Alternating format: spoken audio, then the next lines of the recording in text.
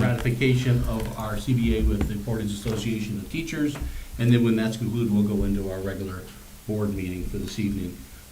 This meeting is being live streamed, so we welcome those watching us remotely. And at this time, I'd like to open the hearing.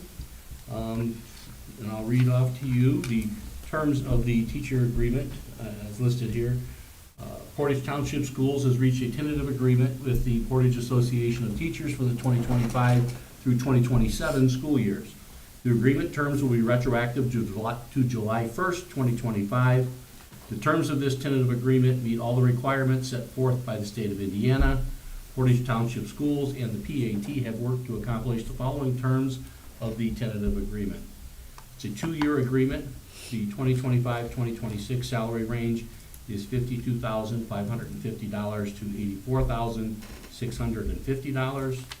And the salary range for the 2026 to 2027 school year is $53,600 to $86,650. Highlights the new salary increase for meeting requirements for literacy endorsement is $200. Competitive average salary increases of $2,000 per teacher per year. Health insurance increases to be shared proportionately by both the district and individual teacher. New percentage shares are part of the contract moving forward. And so at this time, I'll ask for any public comment. Anyone here to speak for the teachers agreement? Anyone here to speak for? Anyone here to speak for? Is there anyone here to speak against the tentative agreement? Is there anyone here to speak against? And again, is there anyone here to speak against? Hearing none, we'll close our public hearing. So at this time, we will now ask the board for your consideration to approve the 2-year teacher contract for the 2025-2027 as read. Do we have a motion to approve? I make a motion to approve the 2-year teacher's contract for 2025 through 2027. Second. With a motion to second, any discussion? What I'd like to say is, there's a statement that I'd like to share with you. When educators and management can come to an agreement on salary, benefits, and working conditions while improving teaching and learning conditions, everyone benefits. Thank you. Very good, thank you. Any other comments? Can you call roll, please? Trustee Smith? Yes. Trustee Vasquez? Yes. Trustee Maleta? Yes. Trustee Wilkie, yes. Trustee Ramian? Yes. Odessa? Thanks. This is the second meeting in a row that I was not prepared to speak. Just want to throw that out here. As a representative of the Portage Association of Teachers, I would like to thank you so much for the team that you put together, the collaboration. I know Nick isn't here. He was the bargaining chair on your behalf, and he did a fabulous job. I'm sure that you are aware that we had to seek some outside help in making sure that we could all do this. And this year, I think that we had the most positive, collaborative experience I think that we've ever had. And so I'm grateful for that. On behalf of the teachers, I also want to thank you for the stability that this 2-year contract provides for our teachers. In a lot of other ways, we have financial instability just with things that are happening right now. And so I'm grateful that in this one way, we can help people know to some degree what is going to happen in their future at Portage Township Schools. So thank you so much. I appreciate it. Great, thank you. We appreciate your group as well. Obviously, us here on the board, we're not part of those negotiations, but as we were reported back, they went very well, and it was very cooperative, and I think we're all very happy because of that uncertainty that you guys did agree to a 2-year contract, because we don't know what the future holds, and just know, we know whatever we give you is never gonna be enough. Thank you. But we're always gonna do the best that we can. Thank you. Anybody else have anything else on that? If not, then we will adjourn that meeting. Oops. Here, wait me 1 second.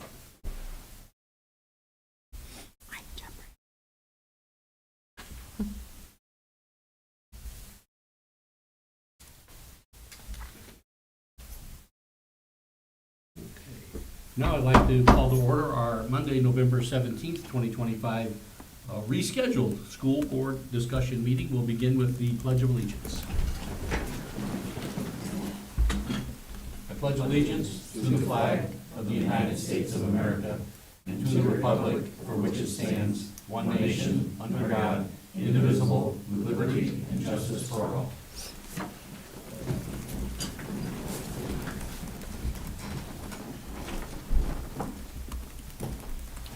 I'd like to welcome everybody here this evening and welcome those who are watching this meeting remotely through the live stream. We do have registration to address the board on any of the actionable items on our agenda. Just come up here to the board table and grab a form, fill it out, return it to the board table, and we will bring you up before any of those actionable items. We also have public comment at the end of the meeting for any subject anyone would like to bring up with the board. And again, the same process, just fill out the form and bring it up to the board table, and we'll bring you up at the appropriate time. All board members were provided background information in preparation for this evening's meeting. And as I said earlier, this meeting is being live streamed, and we are like to welcome all those who are watching, who aren't with us here present today. So we will begin the meeting with our student and staff presentations. We've got the Central Elementary Literacy Cadre presentation. President Maleta, we're going to go ahead and reschedule that because Mr. McKee had a literacy cadre meeting in Indianapolis. Okay. And I failed to recognize that when we rescheduled, that we would also need to reschedule that. My Not a problem. apologies. I was looking out there thinking, I don't see him there, but maybe someone else was gonna fill in for him. Very good, we'll put that at another time. Okay, then we'll move on. Are there any adjustments to the agenda from the board this evening? If not, we start with our superintendent's consent agenda, which has got the approval of our personnel report for November the 17th, our donation report, the facility use request report. Do we have a motion to approve the superintendent's consent agenda? I'll make a motion to approve. Second. We have a motion and a second. Any discussion or questions? Hearing none, call roll, please. Trustee Smith? Yes. Trustee Vasquez? Yes. Trustee Maleta? Yes. Trustee Wilkie, yes. Trustee Ramian? Yes. Now we have the board's consent agenda, which contains the minutes of our October 27th, 2025 special board meeting for the tentative agreement with the PAT, as well as our minutes of our regular board meeting of October the 27th. Do we have a motion to approve the board's consent agenda? Make a motion to approve the board consent agenda. Second. Good, motion and a second. Any discussion? Hearing none, call roll. Trustee Vasquez? Yes. Trustee Maleta? Yes. Trustee Wilkie, yes. Trustee Ramian? Yes. Trustee Smith? Yes. Okay, we'll move on now to board reports. Do any of the board members have a report for us this evening? I do. Please go ahead. A special RDC meeting was held on November the 6th, and the purpose of that special meeting was for public hearings. 5 residential housing developments were presented: Sandy Trails, Providence at Farmington, Bauer Farm, Swanson Trails, and River Trace. The purpose of those hearings was to allow for public input. All the resolutions were approved by the commissioners, and the next regular meeting will be this Thursday, November 20th, at 4:30 at City Hall, and the public is invited to attend. Thank you. Great, thank you. Any other board reports? Just a quick one from the park board. If you haven't heard yet, the Fire and Ice skating rink is under construction right now, should be ready, and I believe opening day is November 22nd, or There's a couple soft openings, I a know. couple soft openings, and maybe the public's the 25th. Yes, something like that. So on Thanksgiving week, it'll be open to the public, and you can go to their website, as well as their Facebook page, for the Portage Fire and Ice skating rink web page, and they'll have all the information of schedule and times, and it's pretty exciting. It's the first time we've had a ice rink in Portage, and I know the park department's excited for that. Any other board reports? If not, we'll move on to old business, which is our approval of the 2026-2027 school year calendar. Okay. So as we're here, I did, as the board had asked, We did survey staff. We also surveyed our families. I had shared with you in our most recent board update that there were, for the family survey, there were 1,163 responses. And for our staff survey, there were 560 responses. There was a significant number of open-ended responses that I felt were very helpful. And I had shared with all of you some of those things, from enjoying an opportunity to have a little more time in the summer by starting a little later with the warmer weather, but then also the importance of semester ending prior to the holidays, and a lot of families as well as staff members expressing the importance of, whenever possible, trying to align with the other surrounding school districts. Again, there was positive feedback all around.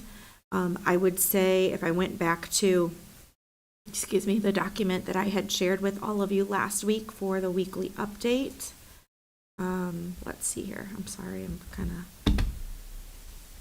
my computer's not cooperating. The more clear response was wanting to end that semester prior to the holidays. Partial week start was the most significant other reason, was thinking on both parts of the families as well as the staff, that it was beneficial to the students to start partially. That was pretty split. It was almost half and half. So they either really, and then 10% didn't have a preference either way. So you don't have an easy decision. Is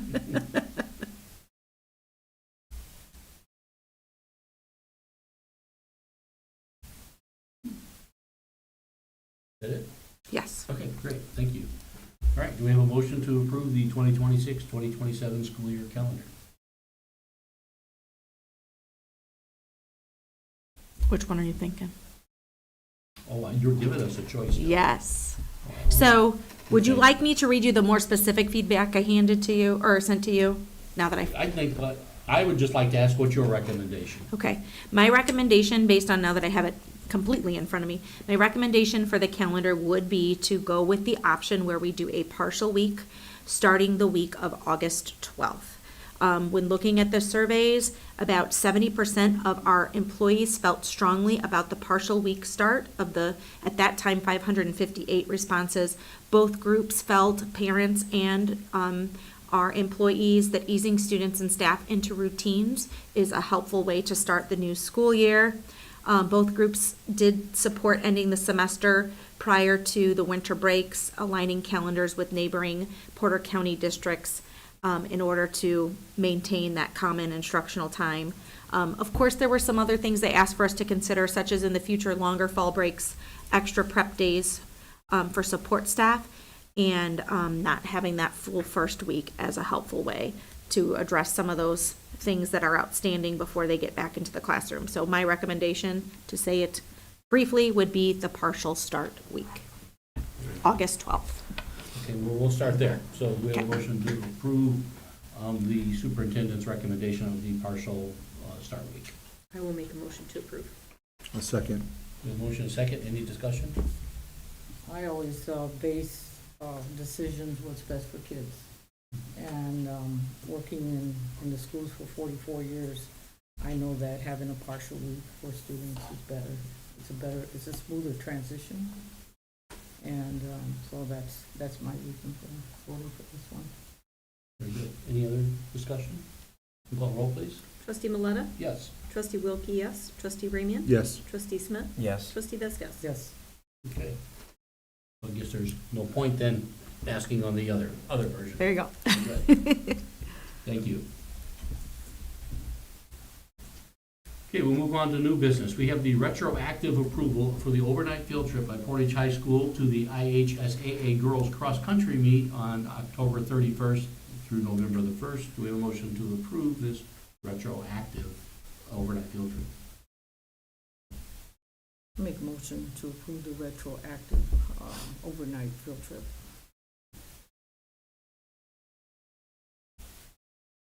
Second. We have a motion and a second. I will just read here, we have some results from that cross-country state finals. Junior Madeline Feldman and senior Madison Mickles represented Portage at the ISHA cross-country state finals. Both girls did an incredible job. Maddie Feldman placed 83rd and had a new personal record of 19 minutes, 15.9 seconds. And Madison Mickles placed 140th in a time of 19 minutes, 43.7 seconds. So congratulations to both the young ladies and student athletes on representing Portage well at the cross-country meet. Call roll, please. Trustee Wilkie, yes. Trustee Ramian? Yes. Trustee Smith? Yes. Trustee Vasquez? Yes. Trustee Maleta? Yes. Next, we have the approval of the professional services contract for Stratalign. Dr. Yes. Ellis? So we have Bob McKinney here in the audience from Stratalign. If you guys have any questions for Bob, or if you just want to go over things for us, that would be great. Thank you. Thank you, Board. Really, I wanted to provide a quick recap of our engagement with you and what it has resulted in. Stratalign is an energy services owner's rep firm, so we were engaged by the school corporation to understand how the school corporation is utilizing energy in each of your facilities. We benchmark that energy usage, and we then understand how efficient each building is operating. And then based on that data, we can engineer energy conservation measures. We refer to those as ECMs. For your consideration, every school has different budget constraints. So this data is now made available to you in a master plan. So over the course of time, you can make decisions on what investments you may make to shore up funds in your operating fund. Having trouble seeing, so I'll go from memory. That's right. We completed in April a 3-month feasibility process that I just summarized for you, and presented it to your buildings and grounds and reviewed the energy conservation measures with them along with the principles behind the study. We were then authorized at no charge to the school corporation to take that data and go through a formal RFP process to see what the qualified providers could provide to us in the form of, thank you so much, I appreciate that, Mila, in the form of an energy savings project. Mile and his team, first of all, I'd like to thank Mile. He was very helpful to our organization, crawling through his buildings. We were out here multiple times. He always accommodated our team and was very kind. So we really do appreciate that. His efforts helped our report, which in turn helps your school corporation. We honed in with Mile and his team on 3 energy conservation measures that would have the largest impact for the lowest cost in that report. The first was a energy monitoring and management system. It's a software that will monitor in real time how energy is being consumed at each one of your facilities. That data in turn helps Mile and his team make adjustments to reduce your energy use and the energy cost. We also decided at Fagley to replace the LED lights. We wanted to include that in the RFP. And the third was to evaluate solar at several of your facilities to generate some of your own electricity, which is a hedge against the rising inflation of electric utility costs. We had 4 respondents participate: GRP Wegman, Performance Services, Schneider Electric, and Verigy. So Stratalign sets up a data room. These organizations take our pre-engineering, and they're responsible to finish out engineering. So the responses that they provide to you are firm price responses.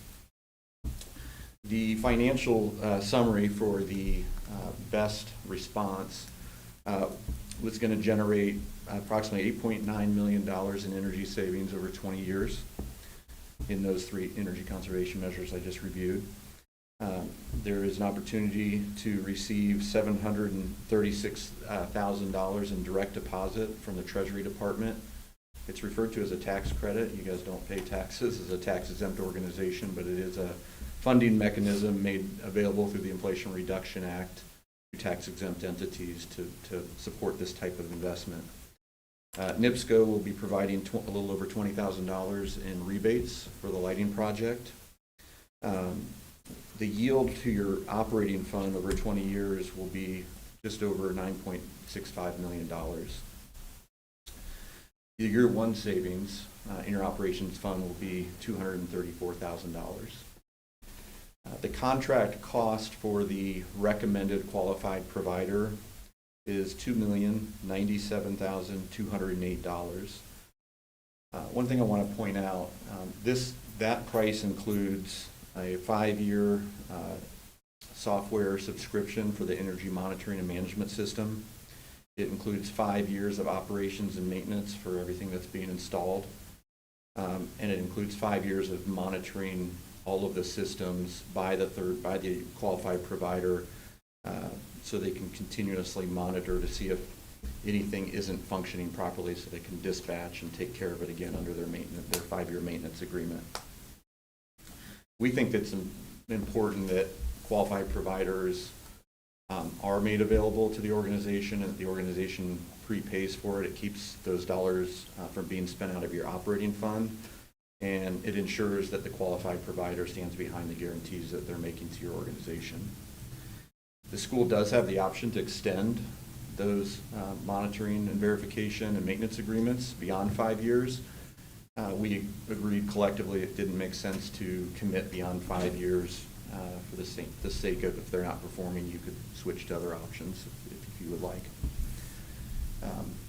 The recommended service provider is a company out of Indianapolis called Performance Services. All 4 responded very well. They just provided the best economic value to your school corporation.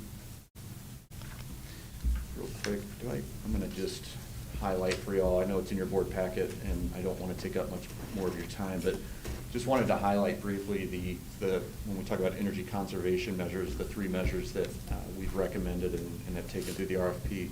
The largest one, as far as coverage, is the energy monitoring and management system. This software connects in at your main distribution panel, so it's reading your electric usage, and then there's a pulse meter that we put on your gas, and it reads your gas usage in real time. The software also understands how NIPSCO and your gas company provider charge you. And so this software, in short terms, kind of gamifies how they charge and how you use, and helps you beat the utility company, in essence, at their game. To do 2 things. It eliminates energy overhead, so it helps you not use energy when you don't need to be. And then it also helps your grid efficiency, which is the cost you pay for the energy you're using. This energy conservation measure has the largest impact over the 20-year period of a little over $5 million in savings. The next is LED lighting. The only thing I want to talk about here is Lightronics was specified. This is in a majority of the schools that we've worked for over the last 10 years. Their lights have exceeded, or fallen short of, in a positive way, the failure rate that's listed in their product description. So all mechanical items fail. LED lights are actually mechanical. They have a driver inside of them. The failure rate is somewhere around 1%. We've got over 40,000 of these fixtures in our clients' buildings, and that failure rate has never come close to what they state it would be. It also comes with a 10-year warranty, which most fixtures come with a 5-year. And then it has a 100,000-hour runtime guarantee. Manufacturer is out of Chicago, and so it's very easy to get product replaced when it needs to be replaced.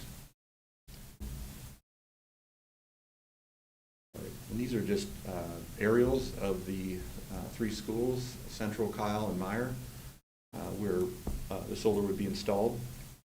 The reason it's not covering the entire roof is roofs are installed sometimes in phases, and we do not want you to put solar on a roof that's going to need to be replaced in the near future. So these roofs, these sections of the roofs, are warranted through 2041.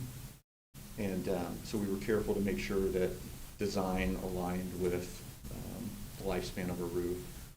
The contractors that are installing these will have to coordinate with your roofing contractor and the manufacturer of the roofing membrane to protect your warranty, and then to ensure that, you know, the roof is left in the same condition it was when it started. So we want a third party engaged, so that is part of their contract requirement.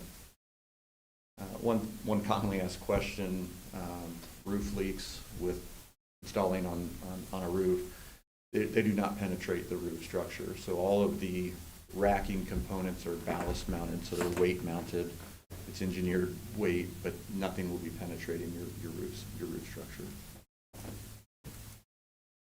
That is it. Great, thank you. You're welcome. So Dr. Allen, what specifically is the ask of the board? So the ask of the board is going to be to approve the contract as we have it here, so that we can move forward with these three particular cost-saving measures with the LED, with the 3 schools and the solar projects, as well as the energy management system. We're looking specifically for tonight, the approval of performance services, correct? Correct. And is there another one there, Bob, that I need to make sure we approve? Yeah, so I think they were listed in your Okay. meeting minutes. No, as I think you're going down the correct road in my Okay. opinion. So I think you wouldn't approve us unless you approve the qualified provider. Got it. So performance services is the qualified provider that, in working with your school corporation, we've identified as the best value. So I think you would recommend proceeding with them. If you do, Then we would move forward with Yeah. then Strataline's contract. So we would just flip 802 and 803. Gotcha. I was curious, okay. Okay, thank you. Yeah. I have a question. So you mentioned that, for the roof, there wouldn't be any, problems with water or anything seeping through? So the installation method that is being utilized does not penetrate your roof system. Okay, so what if there's a, windstorm, really bad, a windstorm, what guarantee do you have that that wouldn't affect what you have on the roof? So at some point, there would not be a guarantee by the installer if a tornado came through or any, act of God. But the system that is being designed or has been designed has wind load requirements that far exceed any natural wind that comes through this area. So if that were to fail and their standards didn't uphold to what was engineered, they'd be responsible to replace the system. However, if there's a natural disaster that comes through, they could not guarantee that wouldn't upend the system. I have a question, Andy. Yep. So when you're talking about the solar being put on the roofs, where does that power go? Does it go back to the grid, or do the schools get to harness that and reuse that? Yeah, great question. The answer is both. The way we designed it was we would prefer that we don't overproduce and it go back on the grid because of the way the rate tariff is structured. Anything you push on the grid, you get wholesale plus 25%. It's not a great economic proposition. So we designed these systems to meet your load requirement, meaning you're going to consume the energy first. So it actually feeds through your main distribution panel. Right. You consume it. If it's a sunny day on Christmas and there's very little power being used, that power would go through a bidirectional meter onto the grid and then be used by the next closest source. Okay. Do we use that energy, and like if we over consume the energy from that, are we getting something back on that? Because that's our power? Yes. So like we would sell that to whoever uses it? You would sell it to the power company. Okay. And so when we go through this process, we'll be asking Dr. Alanis to sign interconnection agreements.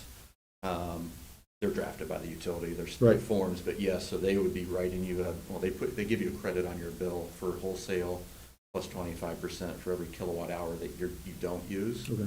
Again, in our design, we we expect it to be close to zero, that you'll push back on the grid. We modeled about 10% financially just to reflect what could happen. Again, it would be on days when you're not in school and it happens to be sunny and you have a very low energy load where you may push it back on the grid.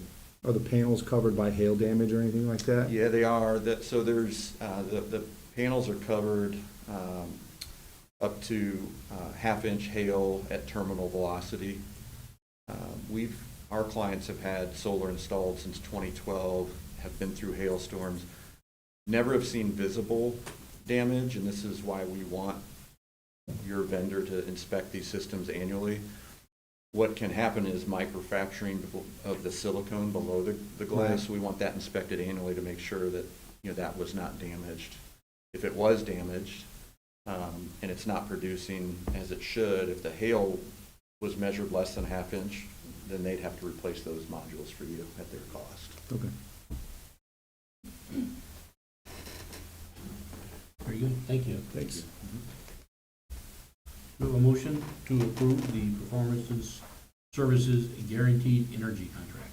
I'll make a motion to approve. Second? We have a motion and a second. Any other questions or discussion? Call roll, please. Trustee Ramian? Yes. Trustee Smith? Yes. Trustee Vasquez? Yes. Trustee Maleta? Yes. Trustee Wilkie, yes. Okay, now we'll go back and we'll ask for your approval for the professional services contract with Stradline. And this is the facilitation of services as the owner's rep, including project leadership, development, financial modeling, grant facilitation, energy benchmarking, scope development, of course, the review of the RFP, the contractor selection again, the construction management, performance verification, and other energy savings project-related tasks. Very good, thank you. Do we have a motion to approve? I'll make a motion to approve the professional services contract. Is there a second? I'll second. We have a motion and a second. Any other questions or discussion? Call roll, please. Trustee Smith? Yes. Trustee Vasquez? Yes. Trustee Maleta? Yes. Trustee Wilkie, yes. Trustee Ramian? Yes. Thank you. Congratulations. Thank you. All right, now we'll move on to superintendent reports and any other comments? Dr. Elenaz? So a few things. Last week, we had the Portage Chamber of Commerce Awards event. I want to congratulate and proudly recognize Lauren Nelson, who was selected as the Portage Chamber of Commerce Educator of the Year. Lauren is our lead department chair counselor at Portage High School. She and I have had a lot of great opportunities this year to work alongside the principals and continue to streamline and also create some vertical alignment amongst our counselors 6 through 12. It's been a great opportunity to work with her, and this is a very well-deserved award and recognition. Also, although he does not like recognition, President Maleta received the Chamber's Award for Outstanding Public Servant. So congratulations to him as well. A couple of other items to mention. I want to thank our teachers for their ongoing effort to build bridges and strengthen our relationship as we continue to work collaboratively when it comes to contract negotiation and times outside of those contract negotiations.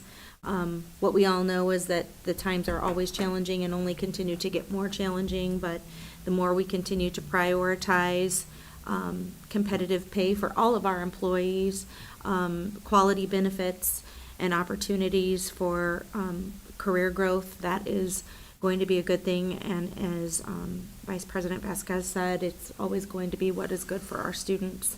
So I want to thank the teachers, but also all of our support staff as well, because they continue to work hard for our kids.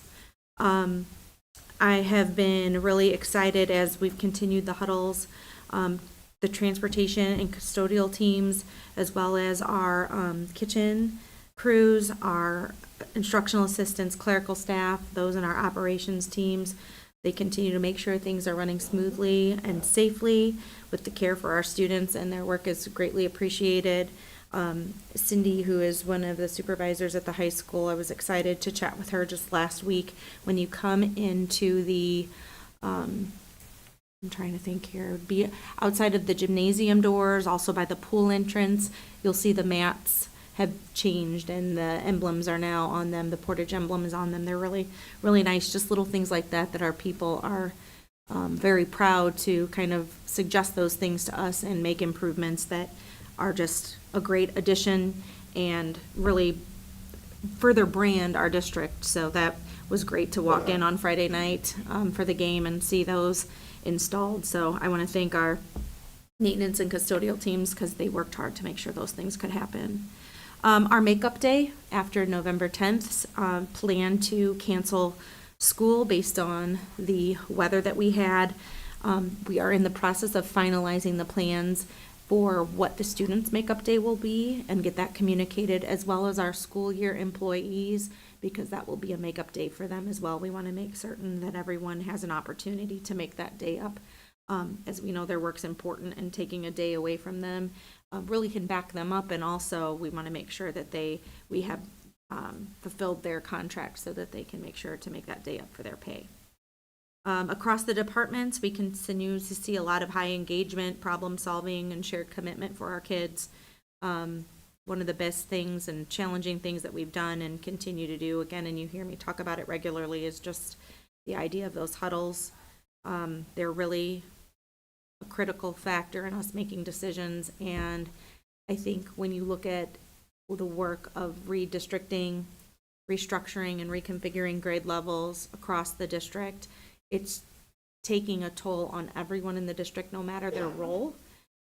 People are very willing to offer suggestions and also be open to how some of these scary challenges might impact them personally, but knowing it's for the betterment of our students. And I'm really grateful for that because change is obviously very difficult for all of us. Families have been great about the changes and will continue to prioritize communicating with them, and we are doing some final things to make certain that that can happen so that everyone has those letters. They have been going on the website and putting in those addresses and seeing if there's adjustments to be made to their child's school year, but we're just finalizing and cross-referencing a few more things before those letters go out. So a lot of things going on, but exciting times. Great, thank you. Mm-hmm. Do you have any comments? Yes. The huddles, for those of individuals that are not familiar. Sure. Can you just briefly describe what you mean by huddles? Sure. So something that year before last, actually, we presented myself, Dr. Stevens, Dr. Barrett, and Melissa Devers presented last Thursday at the Indiana Association of Public School Superintendents. And Melissa, of course, made a great, unique name for the presentation. It was called Inside Voices, and it was about all the things we're doing internally to engage and make sure our people feel heard as well as valued. So the huddles just came about when, not this school year, but last school year, when I stood in front of our staff of 12 or so hundred and said, what can I do to make sure you have a more successful school year? And 52 groups had a representative come up from their group and share something. Others spoke to me off to the side or spoke to one of us off to the side or even emailed us. And what we realized is through all the communication that we have and all the ways we think we're getting information to people and explaining why things are the way they are, until we're face to face with people, it's very challenging for them to be able to ask questions, feel heard, or just even know that their point of view is understood. So the huddle is just simply us going to meet our people in their locations and share some things that we're doing, why we're doing it, ask for their input, answer their questions or let them know we'll get back to them, and then hear anything else they have. As an example, today, we had a huddle at Myers with our transportation team that service Myers students. We talked about the changes, what the contract says about rebidding, how is that gonna work, questions they might have, things I can consider, and then when we meet again December 3rd with the USW group leaders, we'll talk about those questions, and they're gathering questions as well for us to consider so we can collectively determine how to best make the most informed decisions that are beneficial to everyone. And then when we went into the school, after that huddle concluded, we met with the staff internally in the school, and that focused on the teacher appreciation grant, the tentative terms for the contract. And then when we opened it up to them, of course, some of the reconfiguration questions came up with the grade levels. There was conversation about the difficulty and the challenges in education, the stress, the well-being for our employees, the mental strain that the job causes, and just a question for us and a challenge for us to consider more opportunities and continuing to brainstorm ways that we can help manage that stress level, help people feel valued and understood, and them also recognizing, which we appreciated, that they understood this isn't a Portage problem, right? It's challenging times for everyone. We look at the impact of Senate Enrolled Act 1. We look at just the challenging times that Dessa mentioned as far as the instability just kind of in our world right now. And so they just were advocating for professional grace, understanding, appreciation. So it gives us a chance to then come back and ask ourselves what we can be doing better. So the huddles are just conversation, no agenda, and just open dialogue. It's been very respectful, and it's been also very encouraging. I think that people feel more valued. I'm not implying in any way that we have isolated where people feel undervalued. I know that's obviously something we'll always want to work at. Culture's always going to feel and should always feel like there's more work to do. A group that I realized that I had a gap with, Jones, last week at one of the huddles, one of the assistants had stayed after, and she had said, it was after her work time. She stayed after because she had the ability to do that, but others maybe didn't. So we have a huddle scheduled before the holidays with just instructional support staff. We're going to meet at 8:15 in the morning for no more than an hour, and we're going to do that 2 times a year, where they're going to be pulled away from the instructional time because it's important that people feel heard. So it's been a big undertaking, but I think the impact without any data is just seeing people feel like they can come to us with questions and even now kind of come to us with suggestions and ideas that will make things better for them and their colleagues and our kids. That was gonna be one of my questions we kind of answered. How do you find the time? And, for example, transportation, when do you meet with them and all of that? I'm sure you. What I'll tell you is, what I'm finding is by, of course, Cindy helps tremendously get all these things pre-scheduled for us. What I find is by taking the intentional time in the way that we are, is saving time on the back end of having to explain and calm fears when emotions are heightened. So as we've been doing them now for a year plus, although it can still sometimes be a little overwhelming, it's actually a time saver because it's building the relationship. And then when we don't get to answer a question as timely as we might like, or something pops up that seems out of the blue or not normal, they're also giving us that same grace back by saying, I'm sure you probably haven't thought of this, but did you think how this impacted us because? And so there's a lot of grace, I think, going both directions. A lot more understanding for the heavy load all of our people have. I thank you for doing all of that. Communication is key, and you're definitely going beyond what most individuals in your position do. Selfishly, it's probably some of the best parts of my job now that, seeing kids and being with our people. It reminds us of why you do what you do, and instead of sitting in an office. So thank you. Thank you. Just a few other things from our agenda, just to mention that, out here, the Porta Bots, one at Concordia Lutheran, the Porta Bots Particle Effect team, were tournament champions, and undefeated in qualifying and ranked number 1. Also, the Porta Bots team Particle Effect are heading to the Nationals, the U.S. Open Robotics Tournament. So congratulations to our robotics team and those instructors, and they always do us proud.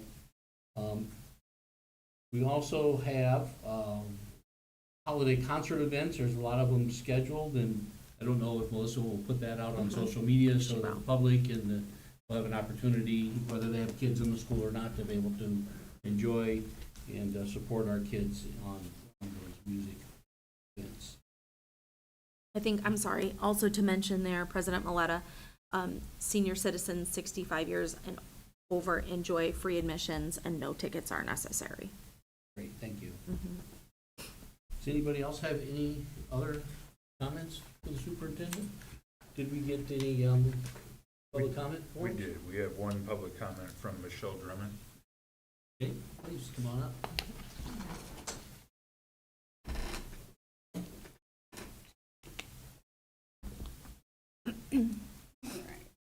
Good evening. My name is Michelle Drummond, and I'm here tonight as a concerned parent regarding the book Looking for Alaska, which is brought into my son's 5th grade classroom as a part of his teacher's personal library and made accessible to students.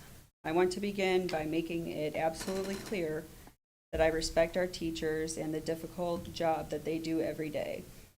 However, what happened in this situation represents a serious lapse in judgment and oversight, one that has impacted many families in our school community. My first concern is about the process. I would like to know what system or resource teachers are using to check reading level and content of books they bring into their classrooms, and more importantly, does that system provide any information about actual content of the book? And if not, why are teachers not taking the extra step, like literally 30 seconds, to look up whether a book is age appropriate before putting it in front of 10 and 11-year-old kids? My second concern is the complete lack of accountability or apology. Over the weekend, the principal sent out a message about the situation, and I have that statement with me tonight. Not once in that statement was there an apology to us parents. I also publicly posted about the issue on Facebook, where the director of social media for the Portage Township School Corporation was tagged. I then received an email from Mr. Evers at 10:39 p.m. Saturday saying it would be looked into. It is my understanding that this likely made the district and some of maybe this board members aware of the situation early on, yet still no apology, not from the school, not from the district, not from the board, and not even from his teacher. My third concern is related to my experiences at the school today. I went to the school twice. The first time, sorry, I lost this, to return the book that my 11-year-old son brought home, because he brought it home, he knew it was inappropriate, and he wanted something to be done. And then the principal was unavailable. The second visit was because my son's teacher sent him to the nurse twice due to a cough. Despite no fever, no symptoms, nothing beyond a normal cough, I was then called by the nurse about picking him up because his teacher did not want him coughing in class. The nurse even stated that she was not sure what to do, seeing as my son had nothing other than a cough. Given everything that has happened, this felt inappropriate and concerning, seeing as I've never been called to pick him up due to a cough before. But the most serious issue, and the reason I'm speaking tonight, is the impact that this has had on our children. Because this book was freely accessible, many of us parents were forced into a conversation with our 10 and 11-year-old children that we were not prepared to have. Conversations, and pardon me, about explicit sexual acts, about oral sex, about all adult sexual positions, because those scenes are in this book. I have with me tonight copies of those, if anyone would like to see. Our kids cannot unread what they read. Their innocence was taken from them literally forever because an adult did not take one moment to make sure this content was appropriate. And it's heartbreaking and unacceptable. So I'm asking that this board, for one simple, important step forward, please put in place a clear official policy regarding any outside books that teachers bring into their classrooms. That policy must require that books are thoroughly vetted for age-appropriate content, not just the reading level. We cannot rely on assumptions, personal judgment, or hope that this will be fine.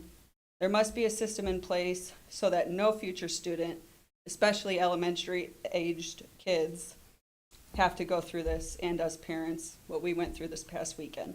Thank you for your time and taking this matter seriously. I hope you will act swiftly to protect our children and restore trust with the families you serve. But I do have some, if it's to see. Thank you. Dr. Alanis, will you follow up on some of those questions and then maybe report back to the board? Yes. The actions taken to make sure that this, something like this never happens again. And we do apologize, and we're all mortified by it. And we will take the necessary steps to make sure that this doesn't happen again. I know that doesn't erase what happened, but we will make those necessary steps. All I want.